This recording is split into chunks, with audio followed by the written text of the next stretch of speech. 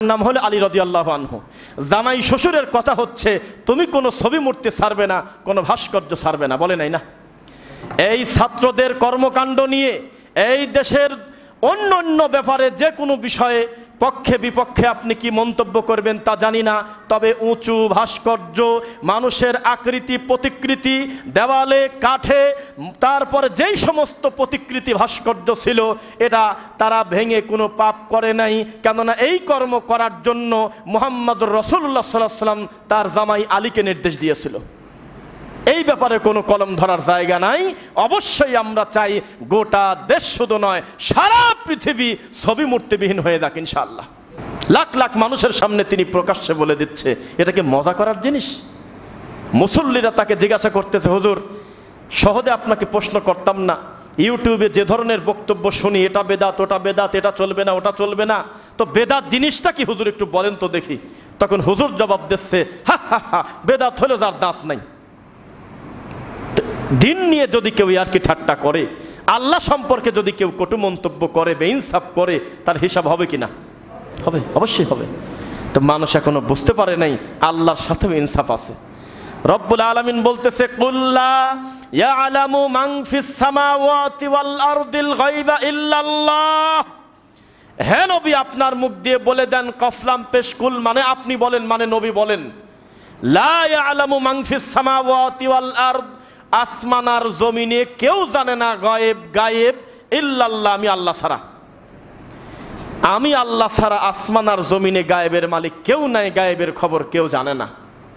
ঠিক পরক্ষণে আমি যদি বলে দেই আমার নবী মুহাম্মদুর রাসূলুল্লাহ সাল্লাল্লাহু আলাইহি ওয়াসাল্লাম গায়েব জানে, তাহলে কি আমি আল্লাহর কথার বিরোধিতা করলাম কিনা? এটা কি ছোট পাপ না বড় পাপ? বিশাল বড় অন্যায়। এই কাজটা ছিল আল্লাহর সাথে খাস। তখন আপনাকে বলতেছে, তো কবরের উপরে খেজুরের ডাল গাললো কিভাবে উনি যদি গায়েব না জানে? পরশুদিন প্রশ্ন করতেছে, পরশুদিন মানুষের ভিতরে ঠেকায় দিয়ে বাস কাউন্টারে অপমান করবে। আমার নবী গায়েব জানে, অবশ্যই তিনি গায়েবের খবর জানে, তিনি গায়েবের মালিক। কেন বলতেছে যে আমার নবী কবরের পাশ দিয়ে হেঁটে যাচ্ছে, আল্লাহর নবী কবরের মাঝখানে খেজুরের ডাল গেড়ে দিয়ে বললেন, যতক্ষণ পর্যন্ত এটা শুকে না যাবে ততক্ষণ পর্যন্ত কবরের আযাব আল্লাহ ক্ষমা করে দেবে। উনি গায়েব না জানলে কিভাবে সম্ভব হলো? তখন আমরা বললাম, আপনার এই কথার ভিতরেই আছে আমার নবী গায়েব জানে না। কিভাবে? আমি বললাম, মুহাম্মদুর রাসূলুল্লাহ সাল্লাল্লাহু আলাইহি ওয়াসাল্লাম ওই মানুষটা জীবনে আর 3 নাম্বার 2 নাম্বার কবরে আর কোনোদিন খেজুরের ডাল গাড়ে নেই। গায়েবের মালিক যদি মুহাম্মদ সাল্লাল্লাহু আলাইহি ওয়াসাল্লাম হতেন, তিনি যদি তার নিজের ইচ্ছা দিয়ে যদি কামালিয়াত অর্জন করতেন, জোর করেই যদি তিনি এই পাওয়ার রাখতেন যে সব জায়গার খবর তিনি জানবেন, তাহলে আমার নবী খুঁটে খুঁটে অনেক কবরে হয়তো খেজুরের ডাল আরও গাড়তেন। একটাতে গেড়ে আর বাকি জীবনে কেন গাড়লেন না? এটা প্রমাণ করে যেই আল্লাহ তাকে জানায়ছেন আপনি গেড়ে দেন, ওই আল্লাহ আর দ্বিতীয়বার কোনোদিন জানায় নেই। ব্যাস শেষ। আর আল্লাহ যদি একবার জানায় ফেলে সেটা আর গায়েব থাকে না। বোঝা কি যাচ্ছে? আবহাওয়া বার্তাবিদ আছে আমাদের দেশে, জানেন নাকি? ওয়ার্ল্ড ওয়াইড বৃষ্টি কখন হবে, কোন দিন হতে পারে, ঝড়ো হাওয়া কি পরিমাণ হবে, মেঘের অবস্থাটা কি, কোন তারিখে কোন মাসে কোনক্ষণ, এইটা জানার জন্য একটা আবহাওয়া অধিদপ্তর আছে, প্রত্যেকটা রাষ্ট্রে আছে। তারা আপনাকে একটা সম্ভাবনা দিয়ে বলবে 7, 8, 9, 10 এই 4টা দিন খুব আবহাওয়া খারাপ, বৃষ্টি এবং ঝড়ো হাওয়া ববে, এবং বেশিরভাগ ক্ষেত্রে তা হয়ও তাই। তো এইভাবে যদি জানাটা গায়েবের খবর হয়, বর্তমানে এই বাংলার মাটিতে এমন কোনো হুজুর পীর নাই আবহাওয়া বার্তাবিদদের থেকে এই খবর ভালো জানে কেউ। জি না, এটা গায়েব না। ডক্টর জাকির নায়েকের কাছে প্রশ্ন করছিল যে মায়ের পেটে যা আছে আল্লাহ ছাড়া কেউ জানে না, অথচ আলট্রাসোনোগ্রাফির মাধ্যমে তো আমরা 6 মাস আগেই বাচ্চা ডেলিভারির আগে জানিয়ে ফেললাম, তাহলে গায়েব থাকলো কিভাবে? বুঝতে পারেন নাই। বৃষ্টি কখন হবে আমরা জেনে গেছি। তখন ডক্টর জাকির নায়েক বলল, আচ্ছা তুমি ঠিক পাও কিভাবে যে অমুক অমুক টাইমে বৃষ্টি হবে? তো বলে, কেন আমরা মেঘ দেখে বলি। তো বলে, মেঘটা কি প্রথম আসমান? না। মেঘটা কি দ্বিতীয় আসমান? না। মেঘটা কি তৃতীয় আসমান? না। মেঘটা কি চতুর্থ আসমান? না। আরে এক আসমান থেকে আর এক আসমান কত হাজার কিলোমিটারের পথটা মানুষ জানে না। এত উপর থেকে বাজেট দিয়ে দেশে, তুমি খালি দেখে দেখে বলতেছো। দেওয়ার আগে বলো তো দেখি কেমন পারো। যে জিনিস দেখে দেখে বলা যায় সেটা কি গায়েব থাকে? আল্লাহ আমার নবীকে জানালেন, জিবরাইল এসে বললেন আল্লাহর রাসূল কবরে আযাব হচ্ছে, কি কারণে হচ্ছে তাও বলে দিয়েছে। এই লোকটা পেশাব পায়খানা থেকে পবিত্রতা অর্জন ভালো করে নাই। তাহলে এই নবী সাল্লাল্লাহু আলাইহি ওয়াসাল্লামকে জিবরাইল যখন একবার বলে দিল, তখন কি সেটা আর গায়েব থাকলো? এই জিনিসটা তাদের মাথায় ঢুকলো না। তারা আল্লাহর প্রতি ইনসাফ করে না, মুহাম্মদ সাল্লাল্লাহু আলাইহি ওয়াসাল্লামের প্রতি ইনসাফ করে না। এবার আসেন, নবী সাল্লাল্লাহু আলাইহি ওয়াসাল্লামের প্রতি ইনসাফ করতে হবে। রাসূলের প্রতি ইনসাফ করতে হলে রাসূলের কবরকে কবর বলতে আপনি বাধ্য। আবার খেয়াল করবেন, রাসূলের প্রতি যদি ইনসাফ করতে চান, তার উম্মত হিসেবে আপনাকে প্রথমে বলতে হবে আমার নবী মারা গেছে, শেষ। এ কথা আপনার মানতে হবেই। দুই, আমার নবী মারা যাওয়ার পর দাফন হয়েছে, তার কবরটাকে কবরই বলতে হবে, বাড়াবাড়ি করা যাবে না। মুহাম্মদ সাল্লাল্লাহু আলাইহি ওয়াসাল্লাম গায়েব জানে না, এ কথা বলার ভিতরেই আমার নবীর সম্মান আছে। কিন্তু আপনি যদি তার প্রতি বেইনসাফ করেন, তাহলে হবে কি, আমার সোনার নবীর রওজা মুবারক, আমার রাসূলের কদম মুবারক, আমার রাসূলের আপনার ওফাত মুবারক, বহু কিছু বলে এই মরা কথাটাকে তারা ঢেকতে চাচ্ছে। অথচ যার প্রতি কোরআন নাজিল হয়েছে তার নাম হলো মুহাম্মদ সাল্লাল্লাহু আলাইহি ওয়াসাল্লাম। তাকে ডাইরেক্ট বলতেছে, হে নবী, ইন্নাকা মাইয়িতুন ওয়া ইন্নাহুম মাইয়িতুন, তারাও মারা যাবে, আপনিও মারা যাবেন। আরে মরা মানুষের ব্যাপারে মাইয়িতের থেকে আর কঠিন কথা কি হতে পারে বলুন? মাইকে কথা হচ্ছে মাইয়িতের জানাজা বাদ জোহর, তো মরা কথার বাকি থাকলো কিছু?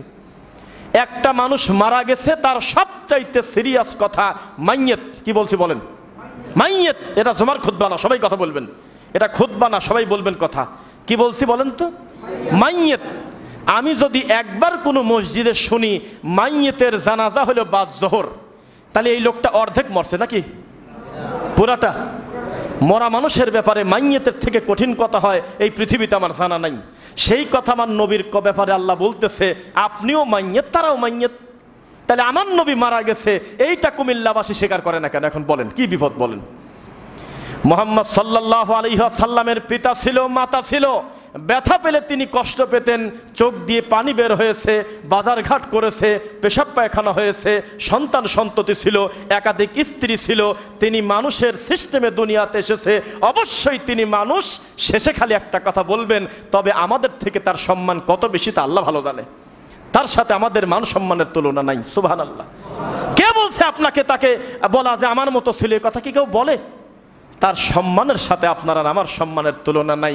তবে অবশ্যই তিনি একজন মানুষ, এ কথা যদি বলেন মুখ দিয়ে, তখন হবে নবীর প্রতি ইনসাফ করা। মুহাম্মদ সাল্লাল্লাহু আলাইহি ওয়াসাল্লামের কাছে সাহাবী এসে বলতেছে, আল্লাহর রাসূল, আমার আব্বা মায়ের ব্যাপারে আপনি একটু বলেন তো দেখি, কি অবস্থায় তারা আছে, আমার পিতার ব্যাপারে বলেন। মুহাম্মদ সাল্লাল্লাহু আলাইহি ওয়াসাল্লাম বললেন, ফিন্নার, তিনি জাহান্নামে আছেন। কোথায় আছে? আর আপনার হুজুর হলে, আরে হলে আমার নিজের লোক, সুদখোর, ঘুষখোর, দুর্নীতিবাজ, যাকে তাকে গলার সাথে সোমা দিয়ে জড়ায় ধরে বলে আমার ভাইকে দেখলে মন ভরিয়ে দেয়, যাতে ওই বাড়িতে কোনো মৌতে খতমে 2000 টাকা ধরিয়ে দেয়। আল্লাহর রাসূল কোনো রকম কোনো এদিক সেদিক না, সরাসরি মুখ দিয়ে বললেন, মন খারাপ করো কেন এই কথা শোনার পরে? আবি ও আবু কাফিন্নার, আরে তোমার বাপও জাহান্নামে, আমার বাপও জাহান্নামে। তবে এই কথা এই মসজিদে বলা যায়, চট্টগ্রামের ওই সাইডে বললে আমার আজকে বাড়ি দেওয়া কঠিন ছিল। তুই হলো বলিস যে আমার নবীর বাপ জাহান্নামে গেছে, আমার নবীর মা জাহান্নামে গেছে, বেটা ওর নিজের জাহান্নাম থেকে মুক্তির কোনো চিন্তা নাই, কোনো ঠেকা নাই। যেভাবে হোক জোর করে আল্লাহ রাসূলের পিতামাতাকে জান্নাতে দেওয়াই লাগবে। এটা হলো আমাদের সমাজের আবেগ। তাই তো একটু আগে আমরা, আমার বন্ধু ভাই শাকিল ভাই সহ আমরা ওখানে আলোচনা করতেছিলাম যে এই জাতির আবেগ বাদ দিলে কিচ্ছু থাকে না, কিচ্ছু থাকে না। প্রকাশ্যে জাতির সামনে বলতেছে, তাদেরকে ধরেন, তাদেরকে বয়কট করেন যারা নবীর পিতামাতাকে জাহান্নামী বলে। আমি হাসি আর বলি, আল্লাহ, এ পাগল তামান নবীকেই বয়কট করতেছে। তার পিতামাতার ব্যাপারে তিনিই তো খোলাসা করেছে, খোলাসা করে কিন্তু বলে নাই, শোনো, যেহেতু আমার আব্বা মা, তোমরা নীরব থাকো, তোমরা কোনো মন্তব্য করো না, চুপ থাকো। তিনি খোলাসা করে বলে দিয়েছে, ওয়াকুলিল হাক্কু মির রাব্বিকুম ফামান শাআ ফালইউমিন ওয়া মান শাআ ফালইয়াকফুর। হক আসে আল্লাহর পক্ষ থেকে, চাইলে তুমি মেনে নাও, না চাইলে কুফরি করো, আল্লাহর কিছু আসে যায় না। বোঝা যাচ্ছে কথা? হক হকের গতিতে বলতেই হবে। আর যদি বেইনসাফ করেন তখন আপনাকে লজ্জায় পড়তে হবে। বোঝা কি যাচ্ছে? এই খেয়াল করেন সবাই, একটা জালসা হচ্ছে, আমার ডান পাশে একটা রাজনৈতিক নেতা, তা আমি ওনাকে সামনে রেখে আমি বলতেছি ওনার মতো নেতা হয় না, উনি হলে এলাকার এই সেই, উনি চলে গেলে এলাকাই শেষ হয়ে যাবে, এরকম অতি বাড়াবাড়ি করে তাকে পাম দিতে গিয়ে আমি অতিরঞ্জিত কথা বলে ফেললাম। ঠিক তার পরের দিন লোকটা খেতা বালিশ বদনা সহ পলা চলে গেছে গ্রামেরতে। তখন আর একদল ক্ষমতায় আসছে, এখন আমার কি হবে বলেন? ওই ক্লিপ তো থেকে গেল। তখন লোকজন বলবেনি দেখছো কিভাবে এই হুজুরটা মানুষ পূজা করে। আর যদি ইনসাফ করে বলতো আমার ডানে কে বামে কে সামনে কে পিছনে কে কিচ্ছু দেখার কোনো কথা নাই, আমি সুদের বিরুদ্ধে বলবই, আমি ঘুষের বিরুদ্ধে বলবই, তাতে আমার ডান পাশের লোকটা ঘুষখোর হলে আমার কি আসে যায়? এই গতিতে যদি থাকতো তাহলে ক্ষমতায় কে আসলো গেল বড় কথা না, দাওয়াত আমাকে দিতেই হবে, এই গতিটা থাকতো কঠিন। এ সব তো চাটুকার, সব তো পাউসাটা পাগল। মূর্তি উদ্বোধন করতেছে, কোন কি বিপদ? মূর্তি উদ্বোধন করতেছে হুজুর। সি ওই যে আপনারা দেখবেন 10তলা বাড়ি করছে, একজন সেলিব্রিটিকে ধরে নিয়ে আসছে, ফিতা কাটি উদ্বোধন করবে, করে না এরকম? বিশাল একটা রেস্টুরেন্ট করেছে, ওটার ফিতা কাটতেছে একটা মহিলা নিয়ে আসতেছে, নর্তকীকে নিয়ে এসে বলতেছে ফিতা কাটো, আর পিছন থেকে হু হু করে তালি দিচ্ছে, আগুন জ্বালায় দিচ্ছে। হয় না? না করে তো নাকি? তো উদ্বোধন করে, এটা আশ্চর্য জিনিস উদ্বোধন আমরা দেখলাম। একটা মূর্তি 3 মাস 6 মাস ধরে একটা আর্কিটেক্ট খুব সুন্দর যত্ন করে একটা মূর্তি বানাইছে, ভাস্কর্য বানাইছে, কার তা জানি না। সুন্দর করে বানানো যেদিন কমপ্লিট হলো, সেদিন একটা হুজুরকে বলতেছে আপনি মোনাজাত করে দেন, আপনার মোনাজাতের মাধ্যমে উদ্বোধন করব। অথচ মুহাম্মদ সাল্লাল্লাহু আলাইহি ওয়াসাল্লাম হলো পৃথিবীর সবচেয়ে দামি শ্বশুর, তার জামাইয়ের নাম হলো আলী রাদিয়াল্লাহু আনহু। জামাই শ্বশুরের কথা হচ্ছে তুমি কোনো ছবি মূর্তি ছাড়বে না, কোনো ভাস্কর্য ছাড়বে না, বলে নাই না? এই ছাত্রদের কর্মকাণ্ড নিয়ে এই দেশের অন্য ব্যাপারে যে কোনো বিষয়ে পক্ষে বিপক্ষে আপনি কি মন্তব্য করবেন তা জানি না, তবে উঁচু ভাস্কর্য, মানুষের আকৃতি প্রতিকৃতি, দেওয়ালে কাঠে, তারপরে যেই সমস্ত প্রতিকৃতি ভাস্কর্য ছিল, এটা তারা ভেঙে কোনো পাপ করে নাই। কেননা এই কর্ম করার জন্য মুহাম্মদুর রাসূলুল্লাহ সাল্লাল্লাহু আলাইহি ওয়াসাল্লাম তার জামাই আলীকে নির্দেশ দিয়েছিল। এই ব্যাপারে কোনো কলম ধরার জায়গা নাই। অবশ্যই আমরা চাই গোটা দেশ শুধু নয়, সারা পৃথিবী ছবি মূর্তিবিহীন হয়ে যাক ইনশাআল্লাহ। থাকা যাবে না, এটা গজব, রাখতে পারবা যাবে না, ইনসাফ নাই। কে কি বলবে বলেন? আপনাদের কি মনে আছে 2018 সালে না 16 সালের একটা ঘটনা? তখন হেফাজত ইসলামের একটা দাবি ছিল যে কোনো ছবি মূর্তি ভাস্কর্য রাখা যাবে না। এটা তো আসলে তাদের দাবি না, এটা সব মুমিনের দাবি, নাকি আপনাদের দাবি না? তখন এইটা নিয়ে খুব পক্ষে বিপক্ষে সমালোচনা হচ্ছিল। হঠাৎ করে কি টেলিভিশনে তা আমার মনে নাই, একটা হুজুরকে ধরে নিয়ে আসছে, হুজুরের নাম হলো সরকারি হুজুর। কি হুজুর? সেই হুজুরের ডাকি নিয়ে আসি বলতেছে যে হুজুর, এদের ভাস্কর্য বলে ইসলামে নিষেধ আছে, তা নেই রোগী করছে যে অসুবিধা নেই, চলে, ভাস্কর্য চলে।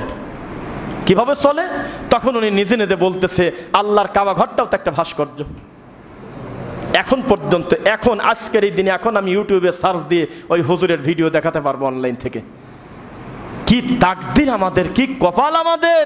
আরে আব্দুল্লাহপুর থেকে যে বাসে উঠলাম, ওই বাসওয়ালা তার বউ, তার মেয়ে, তার জাত বংশের নাম ওই বাসের সামনে লেখার জায়গা পাইলো, শুধুমাত্র বিসমিল্লাহ লেখার জায়গা নাই। 7, 8, 6 মিথ্যা কথা। 7 আর 6 আবার কিনা? বিসমিল্লাহ লেখার সুযোগ নাই, জায়গা পায় নাই, তো 7 আর 6 লিখে গোল মেরে দিয়েছে। যেখানে নামলাম সেখানে লেখা খোদা হাফেজের পিলার। এ কোন জ্বালা? আল্লাহ হাফেজ, আল্লাহর কথাটা মুখে আসে না, খোদা হাফেজের পিলার। প্রত্যেকটা জায়গায় মানুষ বেইনসাফি করতেছে, প্রত্যেকটা জায়গায় তার রবের সাথে শিরিক করতেছে, বিদআত করতেছে। আল্লাহর দয়া পাবে কিভাবে? আশা করবে কিভাবে? এটা কি সম্ভব বলেন? সারাদিন মিলাদ পরে কান্নাকাটি করে নবীর প্রেমিক হওয়ার আশা করাটা ঠিক তেমন যেইভাবে টয়লেটের টাঙ্কির ভিতরে পড়ে গেছে একটা লোক, পড়ে যেতে পারে, টয়লেটের মেলা দিন আগের স্ল্যাব ভাঙা পড়ে গেছে, বা রাস্তাঘাটে চলতে গিয়ে ড্রেনের ভিতর পড়ে গেছে, পড়তে পারে না মনে হয়। টয়লেটের টাঙ্কির ভিতরে পড়ে নাকটা বের করে হাত উঁচু করে যদি কেউ বলে এ আতর হবে আতর, এই লোক যেমন পাগল, ঠিক তেমনি মিলাদ পরে যদি কেউ মনে করে আমি নবীকে খুশি করব, সেও তেমন পাগল, যাতে আমার গায়ে থেকে এই নোংরা গন্ধ চলে যায়। আগে বিদআত পরিত্যাগ করতে হবে, আগে শিরিক থেকে উঠে আসতে হবে, তারপরে দরুদ পড়বেন একবার সাল্লাল্লাহু আলাইহি আসার আল্লাহ 10টা রহমত দিয়ে দেবে, 10টা গুনাহ ক্ষমা করে দেবে।